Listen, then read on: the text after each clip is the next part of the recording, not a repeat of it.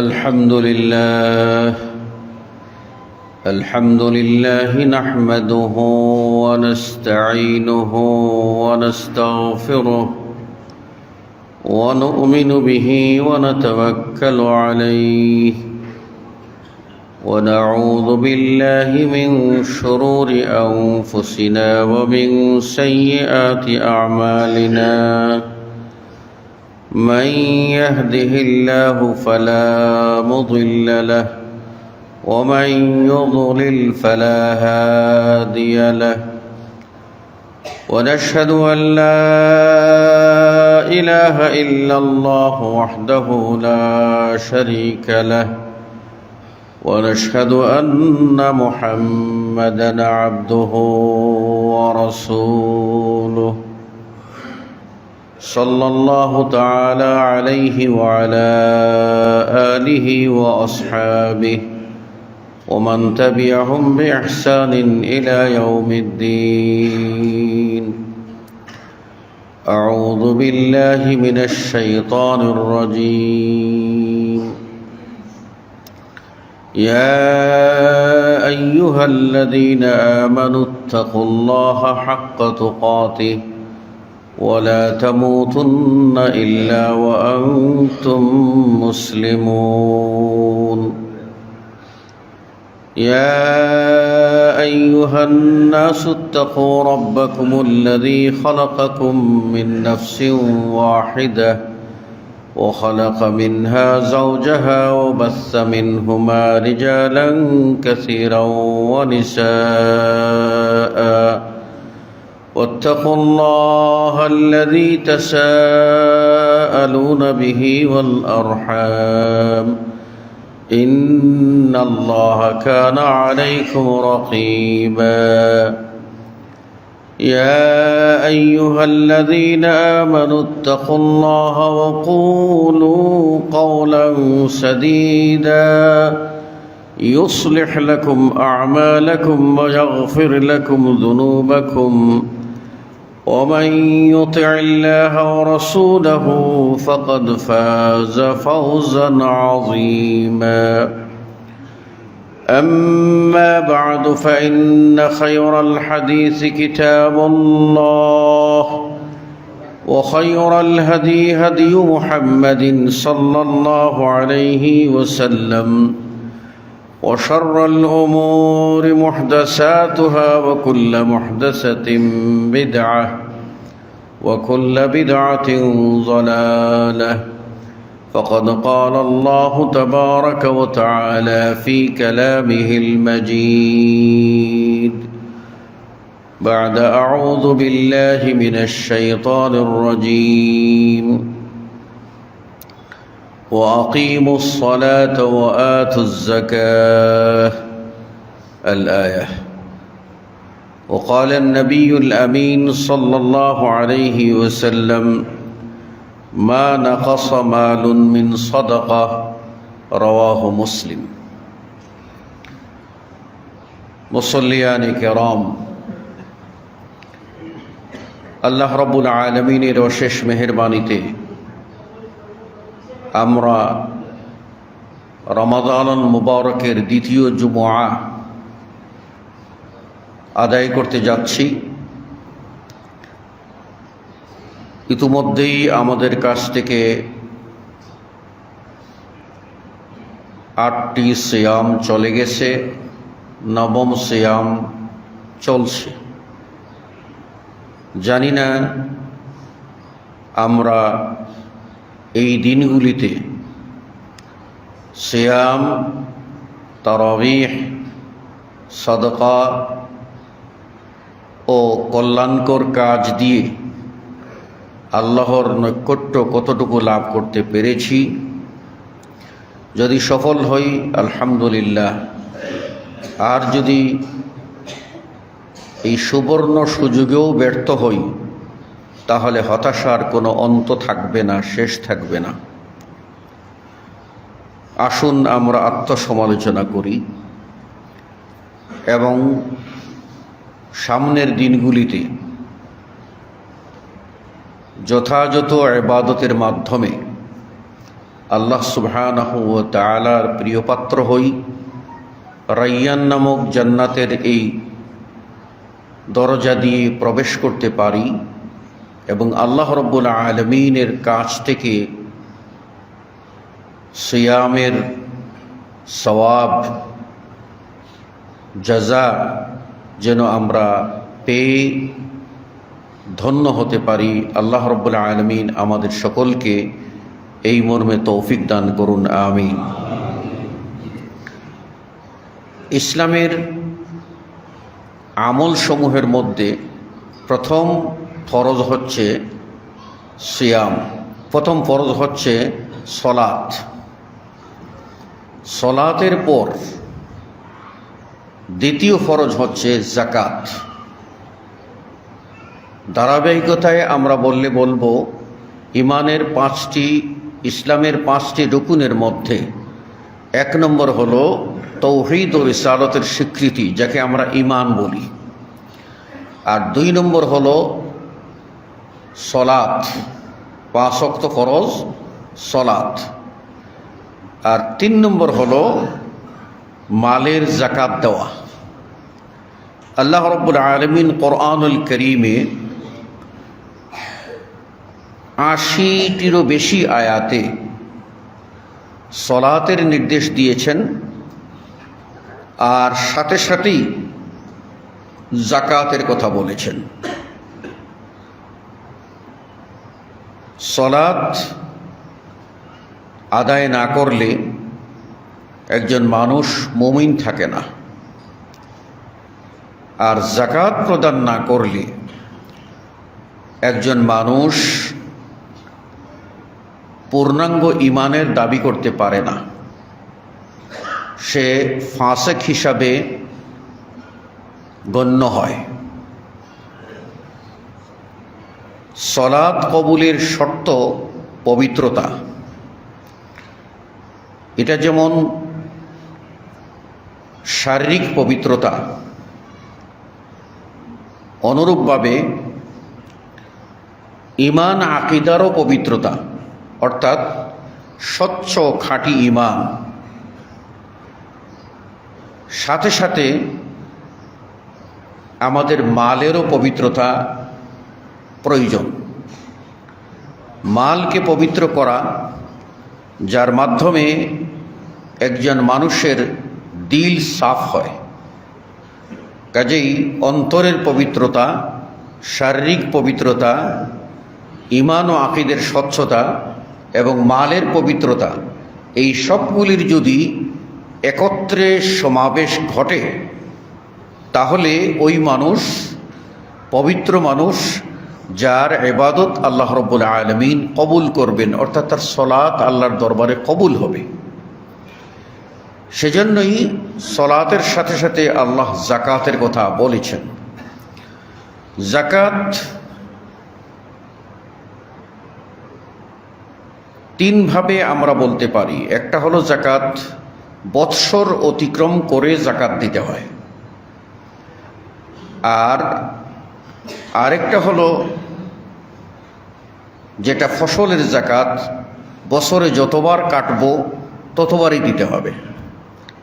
আর আরেকটা যাকাত হলো যাকাতুল ফিতর, তাও বছরে একবার ঈদুল ফিতর উপলক্ষে ফরজ হয় এবং তা আদায় করতে হয়। যাকাত শব্দের আবিধানিক অর্থ হচ্ছে আন-নুমা ও তাহারা ওয়াল বারাকা, অর্থাৎ বৃদ্ধি পাওয়া, পবিত্র হওয়া, বরকত হওয়া। ইসলামী শরীয়তের পরিভাষায় যাকাত বলা হয় নির্দিষ্ট ধনিক শ্রেণীর উপরে শরীয়ত নির্ধারিত পরিমাণে, শরীয়ত নির্ধারিত খাতসমূহে আল্লাহর নৈকট্য লাভের জন্য ইবাদতের উদ্দেশ্যে যে মাল বের করা হয় সেটাকেই যাকাত বলা হয়। তাহলে 1 নম্বরে আল্লাহর ইবাদত উদ্দেশ্য হতে হবে। 2 নম্বর, একটি নির্দিষ্ট নিসাব পরিমাণ মালের মালিক হতে হবে। 3 নম্বর, পরিমাণ মতো বের করতে হবে। 4 নম্বর, যাদের যে যে খাত আল্লাহ নির্ধারণ করে দিয়েছেন ওই খাতগুলিতে কেবল দিতে হবে। যদি কেউ এই শর্তগুলির সমন্বয় না করে তাহলে তার জাকাত আদায় হবে না। ধরেন সে আল্লাহর সন্তুষ্টি, ইবাদত এটা উদ্দেশ্য করলো না, লোক দেখাবার উদ্দেশ্যে সে জাকাত দিল, তাহলে তার জাকাত বাতিল। আবার কেউ আল্লাহকে সন্তুষ্ট করার জন্যই করলো, কিন্তু নেশাব পরিমাণ অঙ্ক কষে জাকাত বের করতে হবে তা না করে এটা থুক বরাদ্দের মতো কিছু দিয়ে দিল, এটাও যদি দেয় তাহলে তার জাকাত আদায় হবে না। তৃতীয়ত, কেউ জাকাত দিল, অঙ্ক কষে ঠিকঠাক মতো হিসাব করে দিল, কিন্তু জাকাত দিতে হবে যে যে খাতে আল্লাহ নির্ধারণ করে দিয়েছেন ওই খাতে না দিয়ে তার বাহিরে ইচ্ছামতো দিয়ে দিল, তাহলেও তার জাকাত আদায় হবে না। এক্ষণে আমরা জানতে চাই জাকাতকে জাকাত কেন বলা হয়? সুম্মিয়াত জাকাতুন লিআন্নাহা তুনাম্মিল মাল। জাকাতকে জাকাত এই কারণে বলা হয় যে এর মাধ্যমে মাল বৃদ্ধি পায়। ও তুতাহিরুন নফস, এবং নফসকে, প্রবৃত্তিকে, মনকে পবিত্র করে। কি থেকে? মিনাশ শুহ, মানে হিংসা থেকে, ওয়াল বুখল, এবং কৃপণতা থেকে। তাহলে জাকাতকে জাকাত এজন্য বলা হয় যা প্রদান করলে মাল বৃদ্ধি পায় এবং হিংসা, বিদ্বেষ ও কৃপণতা থেকে আত্মা পবিত্র হয়। কাজেই এটা একটা বড় মাধ্যম যার মাধ্যমে জাকাত যা দিলে আমরা এই গুণগুলি অর্জন করতে পারি। জাকাত দেওয়া এটা ইসলামের রুকন, এবং এটাকে কেউ যদি অস্বীকার করে তাহলে সে কাফের হয়ে যাবে। মান আনকারা উজুবাহা ফাকাদ কাফার। যে জাকাত ফরজ এটাকে কেউ অস্বীকার করবে সে কাফের। পক্ষান্তরে জাকাত ফরজ স্বীকার করে কিন্তু নফসের কৃপণতার কারণে, মনের কৃপণতার কারণে জাকাত দেয় না, সে লোক ফাসেক। সে লোক ফাসেক, সে পরিপূর্ণ ঈমানদার নয়।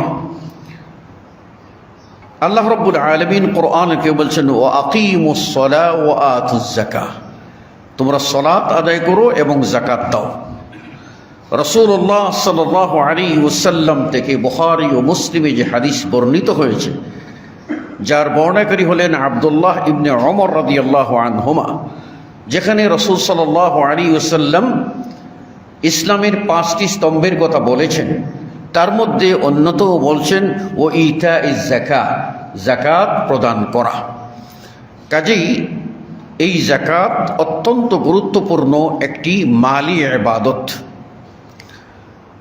এই যাকাতের গুরুত্ব সম্পর্কে যদি আমরা সংক্ষেপে বলি তাহলে 1 নম্বরে বলবো, আল্লাহ রাব্বুল আলামিন সালাতের মতো গুরুত্বপূর্ণ ইবাদতের সাথে যাকাতের কথা উল্লেখ করে যাকাতের গুরুত্ব অধিক সেটা বুঝিয়ে দিয়েছেন। দ্বিতীয়ত, সফল কাম বা বিজয়ী মুমিনদের বৈশিষ্ট্য বর্ণনা করতে গিয়ে আল্লাহ রাব্বুল আলামিন যাকাতের শর্ত উল্লেখ করেছেন।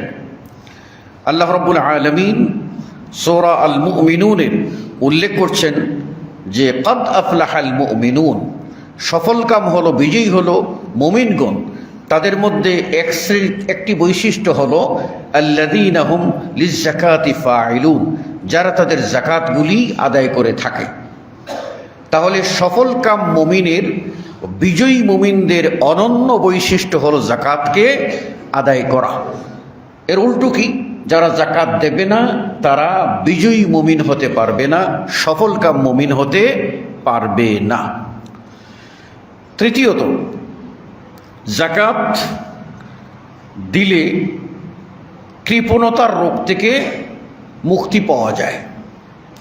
আর যারা কৃপণ, অর্থাৎ মাল আল্লাহ দিয়েছেন, এই আল্লাহর দেওয়া মাল আল্লাহ আবার চেয়েছেন, তারপরে বান্দা যদি হাত গুটিয়ে রাখে, জাকাত দেয় না, তাহলে সে কৃপণ। আর এমন কৃপণ যে সাধারণ কৃপণ আমরা সমাজে বলি, এই সাধারণ কৃপণ আর জাকাত না দেনেওয়ালা কৃপণ, এই কৃপণের মধ্যে পার্থক্য হলো, সাধারণ কৃপণ নিজে খাইল না, পড়ল না, তার দেহকে কষ্ট দিল, ভালো পোশাক পরল না, সমাজে সে কৃপণ হিসাবে চিহ্নিত হলো, এটুকুই নিন্দা। কিন্তু আল্লাহর মাল আল্লাহর রাস্তায় আল্লাহ ফরজ করে দেন, সেটা যদি না দেয় তাহলে ওটা হলো মাল অনাদায়ী কৃপণ। এই মাল অনাদায়ী কৃপণ সম্পর্কে রাসূল সাল্লাল্লাহু আলাইহি ওয়াসাল্লাম বলেন, লা ইয়াদখুলুল জান্নাহ, সেই কৃপণ জান্নাতে প্রবেশ করবে না। তার বড় শাস্তি কি? সে জান্নাতে প্রবেশ করবে না। এই জাকাত যদি দেন, তাহলে জাকাত দিলে ফকির মিসকিনদের পাশে দাঁড়ালেন, এই মানবতার গুণটি আপনার অর্জিত হবে। যদি জাকাত দেন তাহলে সামাজিক নিরাপত্তা গড়ে উঠবে। জাকাত দিয়ে যদি সমাজের গরিব মিসকিনের প্রয়োজন মেটানো হয়, তাহলে এই গরিব মিসকিনরাই সমাজের পাহারাদার হবে এবং সমাজ আদর্শ সমাজে পরিণত হবে। জাকাত না দেওয়ার কারণে গরিব মিসকিনরা চুরি, ছিনতাই এগুলিতে লিপ্ত হচ্ছে।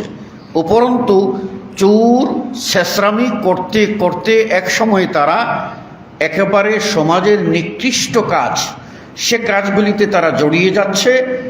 এমনকি চুরি করে, ছিনতাই করে আপনার তারা হিরোইন, গাঁজার মতো অন্যায় কাজ, যা তাদের দেহকে, মস্তিষ্ককে নষ্ট করছে, আর যার সুদূর প্রসারী খারাপ প্রভাব সমাজের উপরে পড়ছে। এই কাজগুলি সৃষ্টি হচ্ছে জাকাত না দেওয়ার প্রবণতা থেকে, আস্তে আস্তে এগুলি হচ্ছে। চতুর্থত আমরা বলবো, জাকাত দিলে মাল বৃদ্ধি পায়। আপনি যদি আপনার একটা ছোট্ট বাচ্চাকে যদি আপনি কয়েকটি চকলেট উপহার দেন, যদিও স্বাস্থ্যের জন্য ভালো না, দাঁতের জন্য ভালো না, এই চকলেটগুলি যদি আপনি উপহার দেন, বাচ্চাকে গিফট করলেন, তো আপনি আবার আদর করে বাচ্চাকে বলেন যে বাবা আমাকে একটু দাও তো বাচ্চারা অনেকে দিতে চাইবে না, কোনো বাচ্চা আবার দিয়ে দেবে। এমনও বাচ্চা আছে যারা ওই চকলেটটা চুষছে, কিন্তু যখন তার বাপ বলছে বা তার দাদা বলছে, ওটাই মুখের ভিতরে পুরে দিচ্ছে। তখন কি ওই বাপ আর দাদা তারা কি চকলেটটা খায় না, বরং খুশির চোটে বলে, একটা চকলেট না, তুমি চাইলে এরকম 1000 চকলেট এনে দেব। ঠিক আল্লাহ রাব্বুল আলামিন আমাদের হাতে মাল নামক চকলেট দিয়েছেন, অর্থাৎ সম্পদ দিয়েছেন। এ দিয়ে আল্লাহ বলছেন, এই আমি দিলাম, আমাকে দাও, আমি দিলাম, আমাকে দাও। তখন যদি আপনি দেন, তাহলে আল্লাহ রাব্বুল আলামিন 1000 গুণ বাড়িয়ে দেবেন। আর আপনি দেবেন না, কৃপণতা করবেন, তাহলে সামনের বাজারে বাচ্চার জন্য আর চকলেট আনতে মন চাইব না, ঠিক আপনার মালের ভিতরেও বরকত আসবে না। বলবেন আপনি যে যারা জাকাত দেয় না, এমন মানুষের তো মালের পর মাল খালি বেড়েই চলেছে। এটা বলে কাজী নজরুল ইসলামের ভাষায়, গন্তিতে মোরা বাড়িয়া চলেছি গরু ছাগলের মতো। কথা বুঝতে পেরেছেন কিনা? গনায় ওদের মাল বাড়তেছে, আপনি মনে করতেছেন, কিন্তু আল্লাহর কাছে ওদের মাল বৃদ্ধি পায় না, যে মাল আল্লাহর কাছে বৃদ্ধি পায় না সেই মাল তার জন্য কাল ছাড়া আর কিছুই না। আপনি বলবেন যারা বেনামাজি, ফাসেক, ফাজের, ওদের তো মেল ইন্ডাস্ট্রি ভরা। আল্লাহ রাব্বুল আলামিন ওদেরকে যেমন এই সম্পদ দিয়ে পরীক্ষা করেন, পাশাপাশি এই সম্পদগুলির মাধ্যমে আল্লাহ রাব্বুল আলামিন আরেক শ্রেণীর মানুষের রিজিকের ব্যবস্থা করেন বলে আল্লাহ কেড়ে নেন না। কিন্তু আসলে এটা কিয়ামতের মাঠে কোনো কাজে আসবে না। যাকাত যদি আপনি না দেন তাহলে আপনার কি পরিণতি অপেক্ষা করছে?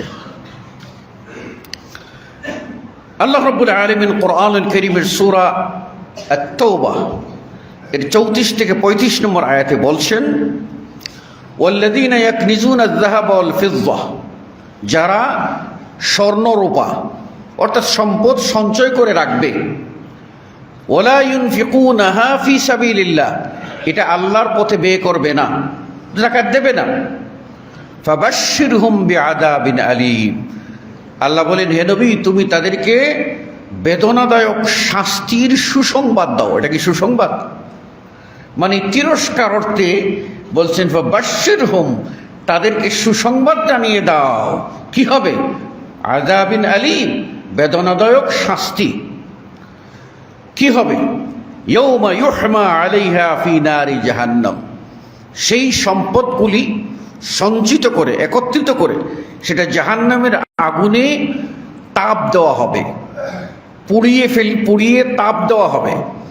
যখন পূর্ণাঙ্গ হিট হয়ে যাবে, ফাতুকুয়া বিহা জিবাহুহুম, তখন তাদের এটা দিয়ে তাদের কপালে দাগ দেওয়া হবে। ও জুনুবুহুম, এবং তাদের পার্শ্বদেশ এখানে ছেঁকা দেওয়া হবে। ও যুহুরহুম, এবং তাদের পিঠে ছেঁকা দেওয়া হবে। আর বলা হবে হাযা মা কানাসতুম লিআনফুসিকুম, এটা সেই সঞ্চিত সম্পদ যা তোমরা তোমাদের নিজেদের জন্য জমা করেছিলে। ফাযুকু মা কুনতুম তাকনিজুন, তোমরা যা জমা করেছো তার শাস্তি তোমরা ভোগ করো। মুফাসসিরিনে কেরাম এই মর্মে বলেছেন যে এই মালগুলি জমা করে আগুন দিয়ে জাহান্নামের আগুনে পুড়ে ছেঁকা দেবে। 3টি জায়গার কথা বলা হয়েছে। একটা হলো কপাল। কপাল কেন? জাকাতের কথা বলে ও কপাল ভাঁজ করে ফেলে, জাকাত দিতে চায় না, এই জন্যই প্রথম ছেঁকাটা কপালে। এরপরে সে তার পার্শ্বদেশ ঘুরিয়ে ফেলে, দিমু না। এই পার্শ্বদেশ ঘুরিয়ে ফেলার কারণে এই পার্শ্বদেশে পাঁজরে এটা দিয়ে ছেঁকা দেওয়া হবে। এরপর 16 আনা ঘুরে যায় পিঠ, অর্থাৎ মোটেই দেব না, আল্লাহ রাব্বুল আলামিন তার পিঠের মধ্যে ছেঁকা দেবেন। তাহলে এবার বুঝুন জাকাত না দেওয়ার পরিণতি কি। সূরাতু আলী ইমরান এর 180 নম্বর আয়াতে আল্লাহ রাব্বুল আলামিন বলছেন, ওয়ালা ইয়াহসাবান্নাল্লাযীনা ইয়াবখালুনা বিমা আতাহুমুল্লাহু মিন ফাদলিহি হুয়া খায়রাল লাহুম বাল হুয়া শাররুল লাহুম, যারা সম্পদ পেয়ে কৃপণতা করে, বখিলি করে, তারা মনে করে যে এটা তাদের জন্য খায়ের, ভালো, দিলাম না, দিলে কি হতো 50 লাখ টাকা জাকাত দিতে হতো, তো দিলাম না, 50 লাখ টাকা আমার থেকেই গেল, এটা মনে করে। আল্লাহ বলছেন বাল হুয়া শাররুল লাহুম, বরং সেটাই তাদের জন্য খারাপ, এটা ভালো না, এটা খারাপ। সায়ুতাওয়াকুনা মা বাখিলু বিহি ইয়াউমাল কিয়ামাহ, যা জাকাত দেয়নি সব সম্পদ জমা করে এটাকে তার গলায় লটকিয়ে দেওয়া হবে,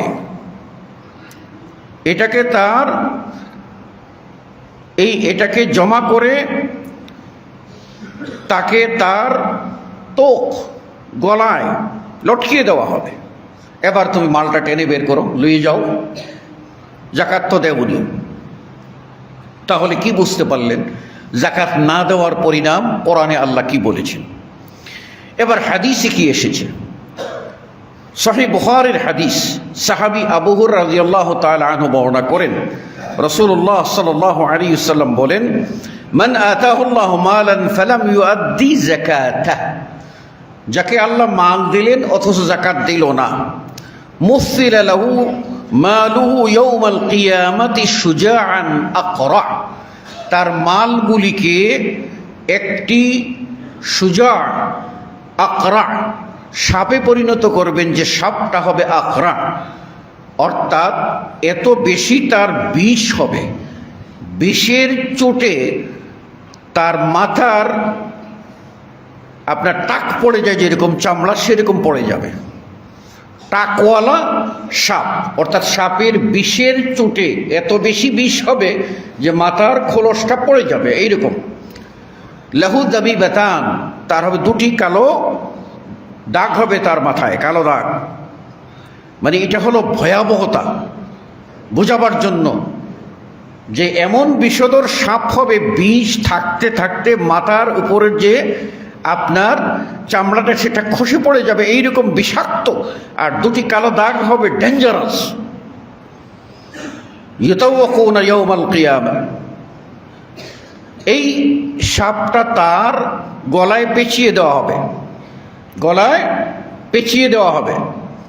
এই সাপটা কি সাপ নয়, তার মাল সাপে পরিণত করে এই বিষ দিয়ে গলায় পেঁচিয়ে দেওয়া হবে। সুম্মা ইয়াখুযু বিলাহজিমাতাইহি ইয়ানি বিশিদকাইহি, তখন ওই সাপটা তার দুই চোয়াল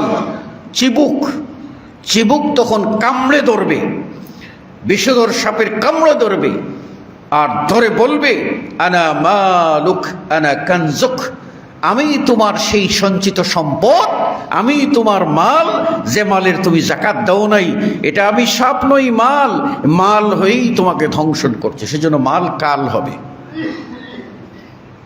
মালটা কত বড় বিষধর কাল হবে এবার আপনারা চিন্তা করুন।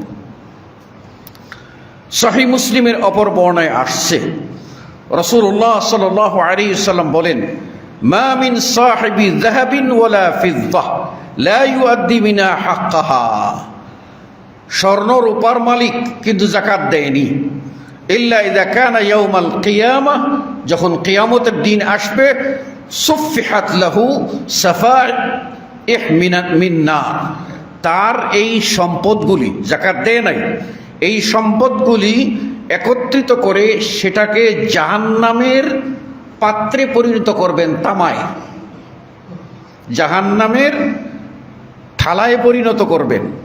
জাহান্নামের থালা মানে কি? জাহান্নামের ছোট ছোট অঙ্গার না, এটা ছোট্ট চামচের মতো কিছু না, এটা কাঠির মতো কিছু না, পুরো একটি তামার থালায় পরিণত করবেন। মানে এটা হলো আগুন আর আগুন। ফাউহমিয়া আলাইহা ফি নারি জাহান্নাম, আর এই থালাগুলি জাহান্নামের আগুনে গরম করবেন, তাপ দেবেন। ফায়ুকওয়া বিহা জামবুহু ওয়া জাবিনুহু ওয়া যাহরুহু, আর সেটা দিয়ে তার কপাল, তার পিঠ এবং পার্শ্বদেশে আপনার ছেঁকা দেবেন। কুল্লামা বারাদাত উঈদাত লাহু ফি ইয়াউমিন কানা মিকদারু 50,000 সানা, যে যতবার এই জাহান্নামের আগুনে তাপ দেওয়া থালাটি তাপ ছেঁকা দিতে দেওয়ার পরে আবার ঠান্ডা হয়ে যাবে, মনে করছেন যে ঠান্ডা হয়ে গেছে, বেঁচে গেছেন, না, যতবার ঠান্ডা হবে ততবার আবার জাহান্নামের আগুনে হিট দেওয়া হবে, জাহান্নামের আগুনে আবার হিট দেওয়া হবে। সেই দিন কোন দিন? যেদিন হবে মিকদারু 50,000 সানা, যেদিন একদিন হবে দুনিয়ার হিসাবে 50,000 বৎসরের সমান। এই 50,000 বৎসরের সমান যে কিয়ামত মাঠ, এই মাঠে তার জন্য এই শাস্তি, যতবার ঠান্ডা হবে ততবার হিট করা হবে, ততবার ছেঁকা দেওয়া হবে, যতবার ঠান্ডা হবে ততবার জাহান্নামের আগুনে পুড়িয়ে হিট করা হবে, ততবার তাকে ছেঁকা দেওয়া হবে, আর বলা হবে এটাই তোমার মাল, আল্লাহর দেওয়া মাল, কেন তুমি কবজা করে রেখেছো? ঠেলা সেদিন সামজাবে, এবং এটা তোমার জন্য কি শাস্তি? ওহে মালদার, বুঝে নাও কি শাস্তি। এই 50,000 বৎসরের এই কিয়ামতের মাঠের শাস্তি, মাঠের শাস্তি। এরপরে যখন আল্লাহ রাব্বুল আলামিন ফয়সালা করে জান্নাতীদের জান্নাতে দেবেন, জাহান্নামীদের জাহান্নামে দেবেন, সেদিন যদি আল্লাহ ক্ষমা না করেন তাহলে সেই জাহান্নামের অতল গহ্বরে তলিয়ে গিয়ে পুড়ে ছারখার হতে হবে এই মালগুলি সঞ্চয় করার কারণে। দিয়েছেন আল্লাহ, আর সেই মালগুলি নিয়ে তুমি ছিনিমিনি খেলো, বোঝো না এর পরিণতি কি। রাসূল সাল্লাল্লাহু আলাইহি ওয়াসাল্লাম অপর হাদিসে বলেন, যে হাদিসটি বর্ণনা করেছেন আলী ইবনে আবি তালিব রাদিয়াল্লাহু আনহু, হাদিসটি সুনান আন-নাসাইর হাদিস এবং হাদিস সহিহ। রাসূলুল্লাহ সাল্লাল্লাহু আলাইহি ওয়াসাল্লাম কি করেন, লানা রাসূলুল্লাহ সাল্লাল্লাহু আলাইহি ওয়াসাল্লাম, আল্লাহর রাসূল সাল্লাল্লাহু আলাইহি ওয়াসাল্লাম কয়েকটি পাপীর উপরে লানত করেছেন। তার মধ্যে একটি হলো মানিআজ যাকাত, ওই ব্যক্তি যে যাকাত দেয় না। তাহলে যে যাকাত দেয় না তার প্রতি কার লানত? রাসূলুল্লাহ সাল্লাল্লাহু আলাইহি সাল্লামের লানত। কিয়ামতের মাঠে নবীর সুপারিশ ছাড়া পার পাবেন? যে নবীর সুপারিশ ছাড়া পার পাবেন না, যে নবী এত উম্মত দরদি কিয়ামতে সুপারিশ করার জন্য অপেক্ষায় থাকবেন, সেই নবী যদি লানত করেন তাহলে বুঝতে হবে তিনি কতটুকু ক্ষিপ্ত হয়ে, কতটুকু ক্ষিপ্ত হয়ে, কতটুকু ক্ষিপ্ত হয়ে, কতটুকু ভয়াবহতার কথা স্মরণ করে আল্লাহ নবী সাল্লাল্লাহু আলাইহি ওয়াসাল্লাম লানত না করে পারেন নাই, তিনি লানত করেছেন, অভিশাপ দিয়েছেন। কাকে? যারা মালদার যাকাত দেয় না। মাল হয়েছে বলেই তোমার মাস্তানি বেড়েছে, মাল হয়েছে বলেই তোমার বাহাদুরি বেড়েছে। তুমি জানো না যে এই মালগুলি তোমাকে আল্লাহ পরীক্ষার জন্য দিয়েছেন, তোমার কাছে আমানত। এটা যদি ঠিকমতো ব্যয় না করো তাহলে কি হবে? চতুর্থত, যাকাত না দিলে কি হয়? আপনি যাকাত দেবেন না, যাকাত দেবেন না, কিন্তু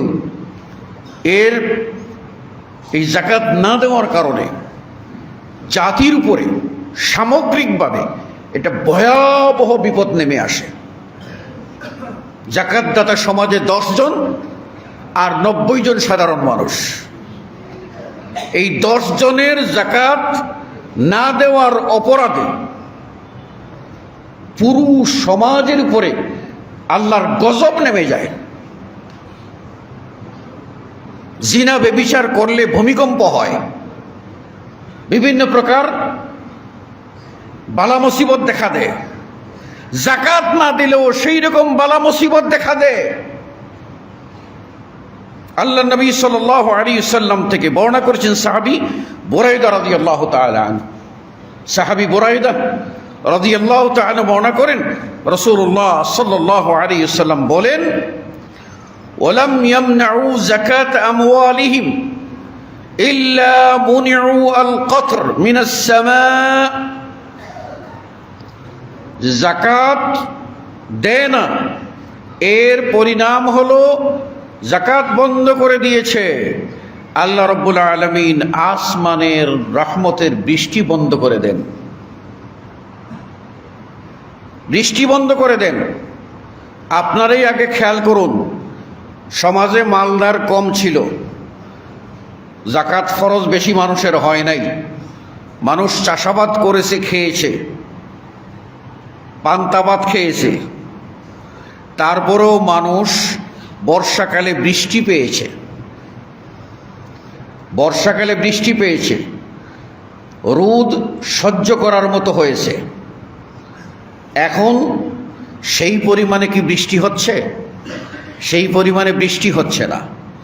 রোদ কি সহ্য করা যাচ্ছে? রোদ সহ্য করা যাচ্ছে না। খালি পায়ে মাটিতে পাড়া দেওয়া যাচ্ছে? যাচ্ছে না। তার মানে কি? এই যাকাত না দেওয়ার ফলে রহমতের বৃষ্টি কমে গেছে, রৌদ্রের খরতা বেড়ে গেছে এবং মাটি উষ্ণ হয়ে গেছে, তাপ হয়ে গেছে, তামার মতো হয়ে যাচ্ছে। কিয়ামতের আলামতের দিকে ধাবিত হচ্ছি। আল্লাহ নবী সাল্লাল্লাহু আলাইহি ওয়াসাল্লাম বলেন, যাকাত না দিলে বৃষ্টি বন্ধ। এখন আপনি বলেন, আমরা তো মাঝে মধ্যে বৃষ্টি পাই না? মাঝে মধ্যে তো বৃষ্টি পাই, তাহলে আল্লাহ নবীর কথা ঠিক হইল কেমনে? আল্লাহ নবী সাল্লাল্লাহু আলাইহি ওয়াসাল্লাম বলছেন যাকাত না দিলে বৃষ্টি হবে না। আরে আপনার মতো মানুষ আছেন পৃথিবীতে, যা তার চেয়ে আল্লাহর আরো কিছু প্রাণী আছে। তো আরও কিছু প্রাণী আছে তো, ওরা সব ইবাদত গুজার। মিন শাইইন ইল্লা ইউসাব্বিহু বিহামদিহি, পৃথিবীতে যত কিছু অস্তিত্ব আছে, জীব হোক আর জড় হোক, সবাই আল্লাহর তাসবিহ পাঠ করে। ওয়ালাহু আসলামা মান ফিস সামাওয়াতি ওয়াল আরদি তাওআন ওয়া কারহা, আসমান ও জমিনে যত সৃষ্টি আছে সব ইচ্ছা অনিচ্ছায় আল্লাহর গোলামি করে, আল্লাহর গোলামি করে। একমাত্র নাফরমানি করে মানুষ আর জিন। এই নাফরমানি যারা করে তাদের কারণে বৃষ্টি বন্ধ হয়, কিন্তু আল্লাহর এই সমস্ত সৃষ্টি ওদের প্রতি তো আল্লাহর দয়া আছে। সেজন্য রাসূল সাল্লাল্লাহু আলাইহি ওয়াসাল্লাম বলেন, ওয়ালাউলাল বাহাইম লাম ইউমতিরু, ওয়ালাউলাল বাহাইম লাম ইউমতিরু, যদি চতুষ্পদ জন্তু এগুলি না থাকতো তাহলে কখনো তারা বৃষ্টি পেত না। মানুষ বৃষ্টি পেত না, তাহলে বৃষ্টি পায় কেন? বৃষ্টি পায় কেন? ওই যে সুলাইমান আলাইহিস সালাম বের হয়েছেন তার কওমকে নিয়ে বৃষ্টি প্রার্থনা, খরা দেখা দিয়েছে বৃষ্টি প্রার্থনার দোয়ার জন্য, তো বের হয়েছেন, চলো মাঠে গিয়ে আমরা সলাতুল ইস্তিসকা আদায় করি আর আল্লাহর কাছে বৃষ্টি চাই। পথে গিয়ে বললেন, চলো আর যেতে হবে না, সলাতুল ইস্তিসকা আদায় করতে হবে না। বলে, কেন? আমাদের বৃষ্টির দরকার না। বলে, হ্যাঁ বৃষ্টি হয়ে যাবে। কেন? বলে, আমি দেখলাম পিপিলিকারা দল বেঁধে তাদের চারখানা পা উপর দিকে উঠাইয়া আল্লাহর কাছে বৃষ্টির জন্য কাঁদতেছে, তাদের দোয়া আল্লাহ কবুল করে বৃষ্টি তোমাদের দিয়ে দেবেন। এই মিয়া, ভুল করি আমি, আমার ভুলের কারণে আল্লাহর রহমত আল্লাহ উঠিয়ে নেন। আর ওই রকম পিপিলিকা যাকে আমরা কিছুই মনে করি না, ওদের দোয়ায় আল্লাহ রাব্বুল আলামিন দয়া করেন, বৃষ্টি দেন। এটাকে আপনি মনে করবেন না যে আপনার কৃতিত্বের কারণে পেয়েছেন, আপনার আমার নাফরমানির কারণে জগতের মধ্যে গজব নেমে আসতেছে, আমরা টের পাচ্ছি। অতএব যাকাত আদায় না করে মুক্তির কোনো উপায় নেই। এক্ষুনি আপনি প্রশ্ন করতে পারেন যে আমরা যাকাত কাদেরকে দেব? আল্লাহ রাব্বুল আলামিন কোরআনুল কারীমের সূরা আত-তাওবার 60 নম্বর আয়াতে তার বিবরণ দিয়েছেন। বলছেন, ইন্নামাস সাদাকাতু লিল ফুকারাই ওয়াল মাসাকিনি ওয়াল আমিলিনা আলাইহা ওয়াল মুআল্লাফাতি কুলুবুহুম ওয়া ফির রিকাবি ওয়াল গারিমিনা ওয়া ফি সাবিলিল্লাহি ওয়া ইবনিস সাবিল। 8টা খাত আল্লাহ বলে দিয়েছেন। 1 নম্বর হলো মিসকিন, ফকির। ফকির হলো ওই ব্যক্তি যার একদিনের খাবার আছে, তার বেশি নাই, অথবা একদিনেরও খাবার নাই, সে হলো 1 নম্বর যাকাতের হকদার। 2, মিসকিন যার আছে তবে বৎসর যায় না, 6 মাসের হয়তো আছে, 7 মাসের আছে, বাকি 5 মাস তাকে ধারস্থ হতে হয়, তাকেও যাকাত দেবেন। 3 নম্বর, যদি যাকাত আদায়কারী সরকারি বেতনভুক্ত না হন, স্বেচ্ছাসেবী হন, আর তারা যদি নিতে চান তাহলে তাদের এই যাকাত ফান্ড থেকে তাদের দৈনিক মজুরি সেটা এই যাকাত ফান্ড থেকে দেওয়া যাবে। 4 নম্বর, এমন কিছু অমুসলিম যারা ইসলামের দাওয়াত গ্রহণ করার কাছাকাছি, যদি তাদের প্রতি একটু ইহসান করা হয় তাহলে হয়তোবা তারা ইসলাম গ্রহণ করতে পারেন, এইরকম অমুসলিমদেরকে যাকাত দেওয়া যাবে। 5 নম্বর, যারা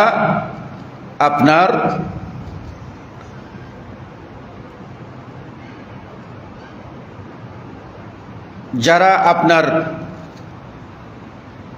ঋণগ্রস্ত, এই ঋণগ্রস্ত ব্যক্তি, তাদেরকে যাকাত দেওয়া যাবে। এই ঋণগ্রস্ত ব্যক্তি কারা? ঋণগ্রস্ত ব্যক্তি 2 প্রকার। একটা ঋণ হলো পেটের দায়ে ঋণ করেছে, সে গরিবদের অন্তর্ভুক্ত। আরেক হলো ধনী মানুষ, ঋণ করেছে। কেন? সামাজিক বিচার নিষ্পত্তি করতে গিয়ে একটা মালের জামিন হয়েছে, যে এটা আর দিতে পারতেছে না গরিব, সে জামিন হয়েছে। তাই ওই ব্যক্তি তার পকেট থেকেও দিতে পারে, যদি না দেয় জাকাত ফান্ড থেকে নিয়েও দিতে পারে। দাসমুক্তি জাকাত দিতে পারে। বর্তমান জমানায় দাসমুক্তি নাই। কেউ যদি জেলখানায় বন্দি থাকে কোনো ঋণের কারণে, কোনো কিছুর কারণে, যেটা পরিশোধ করলে সে জেল থেকে মুক্তি পেতে পারে, তাহলে এই রকম ব্যক্তিকে জাকাতের পয়সা দিয়ে মুক্ত করা যায়। 7 নম্বর, ফি সাবিলিল্লাহ, আল্লাহর পথে। আল্লাহর পথে অর্থ হলো জিহাদ, ফি সাবিলিল্লাহ, আল্লাহর পথে জিহাদে। আর আল্লাহর পথে জিহাদের অন্তর্ভুক্ত হলো দাওয়া ইলাল্লাহ, আল্লাহর প্রতি দাওয়াতের কাজ করা। আল্লাহর কোরআন হাদিসের তালিমের জন্য যারা তালিম পরিচালনা করেন তাদের জন্য, অথবা এমন ব্যক্তি যে ব্যক্তি ইলম অর্জনের জন্য নিজেকে অক্ষ করে দিয়েছে, রুজিরুটির কামাই করার সুযোগ নাই, যদি যায় তাহলে ইলম অর্জন হবে না, এইরকম ব্যক্তির ভরণ পোষণ দায়িত্ব গ্রহণ করা হচ্ছে জিহাদ ফি সাবিলিল্লাহ। ইবনুস সাবিল 8 নম্বর, মুসাফির, সফরে গিয়ে তার টাকা শেষ হয়ে গেছে, তাই বাড়িতে ফেরা পর্যন্ত যে টাকার দরকার এটা জাকাত ফান্ড থেকে দেওয়া যাবে। এক কোণে প্রশ্ন হলো কোন কোন মালের উপরে জাকাত ফরজ। এটা আমরা স্পষ্ট করে বলবো, 4 শ্রেণীর মালের উপরে জাকাত ফরজ। এক শ্রেণীর মাল হলো আপনার স্বর্ণরূপা, নগদ অর্থ, কৃষিপণ্য, ব্যবসায়িক সম্পত্তি, গবাদি পশু। এই মালের উপরে জাকাত লাগবে। শর্ট কথা, স্বর্ণ যদি 7.5 ভরি সমান থাকে বা তার প্লাস হয়, তাহলে এটার অরিজিনাল স্বর্ণের বাজার মূল্য ধরে 52% জাকাত আপনাকে দিতে হবে। আর যদি রূপা 52.5 ভরি বর্তমান বাজার মূল্য হয় তত যদি আপনার কাছে থাকে, তাহলে আপনাকে জাকাত দিতে হবে। নগদ অর্থ, ক্যাশ, এটা স্বর্ণ অথবা জাকাতের নেশাবের উপরে মানদণ্ড ধরতে হবে। তা এখন স্বর্ণের দাম বেশি, ফলে 7.5 ভরি স্বর্ণ মানে 13-14 লাখ টাকা। তো এই 13-14 লাখ টাকার নিচে থাকলে জাকাত হবে না যদি আমরা স্বর্ণকে স্ট্যান্ডার্ড ধরি। পক্ষান্তরে যদি আমরা রূপাকে স্ট্যান্ডার্ড ধরি, তাহলে প্রায় 2.5 থেকে 3 লাখ টাকা হলেই দেখা যাচ্ছে যে জাকাত ফরজ হয়ে যাচ্ছে। এই জন্য হাদিসে দুটো বলা আছে, তবে বিশ্বের বর্তমান আলেম ওলামা জাকাতের প্রয়োজনীয়তা উপলব্ধি করে তারা বলেছেন, যেহেতু কম মূল্যের হলো রূপা, কাজেই রূপাকে যদি স্ট্যান্ডার্ড ধরা হয় তাহলে জাকাত দাতার সংখ্যা বাড়বে, জাকাত দাতার সংখ্যা বাড়বে। তাই রূপাকে স্ট্যান্ডার্ড ধরে, মানে 3 লাখ প্লাস কিছু যদি আপনার কাছে গচ্ছিত থাকে, তাহলে আপনার উপরে জাকাত ফরজ হয়ে যাবে। এই জন্য জাকাত দাতার সংখ্যা বাড়বে। আপনি 3 লাখ টাকা যদি হয়, তাহলে 7,500 টাকা জাকাত দিতে হবে। তো বছরে 7,500 টাকা জাকাত দেওয়া, এটা বর্তমান সমাজে কিছুই না। আবার এই 7,000 করে জমা হয়ে একটা বড় স্তূপ হয়ে যাবে এবং সমাজের গরিব মানুষের জন্য বিরাট উপকার হয়ে যাবে। তাই জাকাতের এই বিষয়টি আমরা গুরুত্বের সাথে বিবেচনা করি এবং ইনসাফপূর্ণভাবে জাকাত দেওয়ার চেষ্টা আমরা করি। কয়েকটি মাসআলা আছে, বুঝে নিতে হবে যে জাকাত আপনার বাবার সম্পত্তি, সন্তান গরিব হলেও জাকাত দেওয়া যাবে না। বাবার সম্পত্তি জাকাত, বাবার জাকাত সন্তানদেরকে দিলে আদায় হবে না, কেননা সন্তানদের ভরণ পোষণ ফরজ হলো বাবার উপর। অনুরূপভাবে বাবা গরিব, সন্তানের সম্পত্তি আছে, এই সন্তান যদি বাবাকে জাকাত দেয়, জাকাত আদায় হবে না, কেননা সন্তানদের উপর ফরজ হলো বাবার ভরণ পোষণ। কিন্তু ভাই ভাইকে বা বোনকে আপনার ভরণ পোষণ ফরজ নয়। সেই হিসাবে যদি ভাই বোনদের মধ্যে কেউ গরিব থাকে, তাহলে ভাই ভাইকে দিতে পারবে। বোন ভাইকে দিতে পারবে। স্ত্রীর সম্পত্তি আছে, স্বামীর নাই, তাই স্ত্রী তার স্বামীকে যাকাত দিতে পারবে। কিন্তু স্বামীর সম্পত্তি আছে, স্ত্রীর নাই, স্বামী স্ত্রীকে যাকাত দিতে পারবে না। কেননা স্বামীর উপরে স্ত্রীর ভরণ পোষণ ফরজ, কাজেই ফরজ আদায় করতে হবে। স্ত্রীকে দিয়ে যাকাতের এই বাহাদুরি নেওয়া যাবে না। প্রশ্ন হলো, ভাই বা বোন যারা আছে তাদেরকে যাকাতের কথা বলে যদি বলে এই নাও 10,000 টাকা যাকাতের টাকা, তখন বোন মন খারাপ করে ফেলে, ভাই মন খারাপ করে ফেলে, ভাই হইয়ে আমারে যাকাত দিল, বোন বলে ভাই আমারে কি করলো, কলিজার মধ্যে দাগ দিল, যাকাতের টাকা দিল, তাই না? এই ক্ষেত্রে শরীয়তের বিধান হলো, আপনি যাকাত দাতা, যাকাতের নিয়ত করবেন এবং আপনার যাকাত গ্রহীতা ভাই বোনকে বলবেন না, বলবেন এই তোমাকে টাকা দিলাম, ঠিক আছে? তার মনে কষ্ট দেওয়ার দরকার নাই, আপনার যাকাত আপনার আদায় হয়ে গেল। আশা করি মাসআলাটি ক্লিয়ার হয়েছে এবং আমরা সকলেই যাকাত দেব ইনশাআল্লাহ। আল্লাহ রাব্বুল আলামিন আমাদের সকলকে তৌফিক দান করুন, আমিন। আকুলু কওলি হাযা আস্তাগফিরুল্লাহ লি ওয়া লাকুম ওয়া লিসাইরিল মুসলিমিন। বারাকাল্লাহু লানা ওয়া লাকুম ফিল কুরআনিল আযীম ওয়া নাফা'নি ওয়া ইয়্যাকুম বিল আয়াতি ওয়া যিকরিল হাকীম। ইন্নাহু তাআলা জাওয়াদুন কারীমুন মালিকুম আর রাউফুর রহিম।